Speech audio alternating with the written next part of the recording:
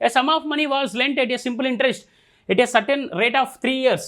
Had it been lent 2.5% per annum higher rate, it would be have fetched 540 more. The money lent was అన్నాడు. So simple ఇక్కడ key points ఏంటంటే had it been అని ఎప్పుడు mention చేశాడో, ఓకేనా, had it been అన్నప్పుడు అది more or less అవుతుంది అన్నట్టు. సో ఇక్కడ రేట్ ఆఫ్ ఇంట్రెస్ట్ ఎన్ని ఇయర్స్కి ఉంది, 3 ఇయర్స్కి ఉంది. ఇంటూ వాడు ఎంత పెంచాడు, 2.5 పెంచాడు కదా. ఈ 2.5 పెంచడం వల్ల ఏమైందట అంటే ఎన్ని ఇయర్స్కి 540 వానికి ఎక్కువ వచ్చిందంట. బట్ ఇక్కడ ఏమడుగుతున్నాడు, వాట్ ఈజ్ ద సమ్ అని అడుగుతున్నాడు, ఓకేనా. వాట్ ఈజ్ ద సమ్ అంటున్నాడు. సమ్ మనం ఎంత తీసుకుంటాము, 100% తీసుకుంటాము. అంటే 7.5 ఇంటూ, ఓకే, 7.5 540 100% ఎంత, అంతే కదా. If the 7.5 is 540 then what is the 100%.